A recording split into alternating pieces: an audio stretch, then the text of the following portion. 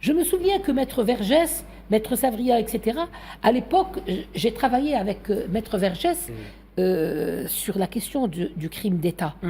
Et ça a été difficile. Il a initié la notion de crime d'État, mais il a également initié avec Maître Zavrian, un autre et Maître Courégé, une loi qui n'est jamais passée évidemment. Un tribunal de Nuremberg pour l'Algérie coloniale. Ce texte n'est jamais passé. Mais aujourd'hui, on peut le faire passer. On peut le récupérer. De Gaulle, Madame Braham de Gaulle a voté la loi d'armistice. Il a passé je vous remercie énormément d'avoir posé cette question. Alors, cette amnistie-là, il y en a eu trois. Il y a eu la première amnistie dès la fin des accords d'Évian.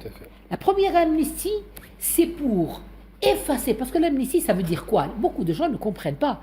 L'amnistie, c'est effacer le crime, et si on efface les crimes, la conséquence du crime, c'est le jugement et l'incarcération des gens, donc il faut les faire sortir. Alors, comme il y avait la loi sur les tribunaux pénaux spéciaux, militaires, il n'existe plus. C'est fini. Ça, c'est la première des choses. On fait sortir tout le monde. Et on fait sortir tout le monde. On ne pouvait pas faire sortir les gens si on n'avait pas éliminé ça et on n'avait pas éliminé l'article de l'atteinte à la sûreté de l'État. Donc, c'est ça la première amnistie. C'est un nettoyage juridique. Et voilà. Ouais. Maintenant, nous avons les deuxièmes. La deuxième amnistie, elle est également importante. Et De Gaulle a été extrêmement malin. De Gaulle étant chef de l'État, c'est lui qui a ordonné tous les massacres en Algérie. Bien je sûr. parle de 54 à 62. 1954 aussi. Exactement. Même 45, il était au combat dans 45. Donc, lui, c'est surtout 54-62. Oui, je suis d'accord là-dessus. Donc, qu'est-ce qu'il dit? Il dit, bon, il va falloir qu'on arrête cette histoire. Enfin, 58-62 pour être précis. Voilà. Parce qu'il arrive au commande en 58. Non, mais avant 54, il a déjà eu des jugements criminels. Des jugements criminels. Le cas de Zabana, c'était quelques jours après le 1er novembre, n'est-ce pas?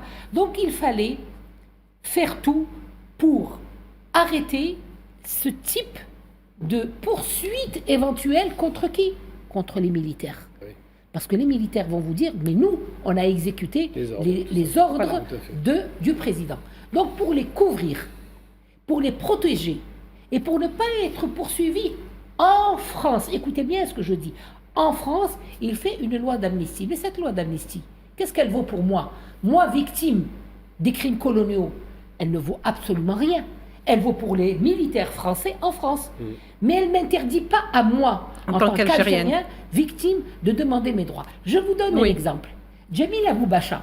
Elle n'a jamais eu gain de cause, Madame Boubacha. Elle a déposé plainte. Non, c'est pas qu'elle n'a pas eu gain de cause. Je vais vous expliquer ce qui s'est passé. Oui.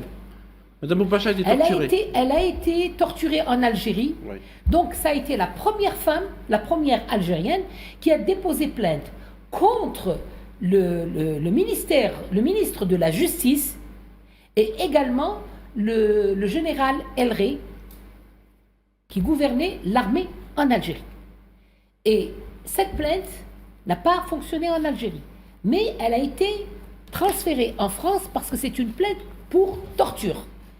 Et un juge d'instruction a ouvert le dossier à Caen et il a commencé à instruire.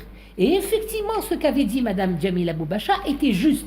Elle a identifié ses tortionnaires et l'affaire marchait très bien. Sauf que cette affaire est arrivée vers la fin donc, de la guerre d'Algérie. Oui. Mais le procès, il est toujours ouvert. Parce qu'elle n'a jamais reçu une ordonnance de classement de cette affaire. Et elle ne s'est jamais désistée de cette affaire. Ce qui me permet aujourd'hui, donc je suis en saisie de ce dossier pour dire que toutes les victimes algériennes ont encore le droit de demander leurs droits vis-à-vis de l'État français. Oui. Et c'est très clair, c'est au nom de la loi que je parle. Ce n'est pas pour faire diversion.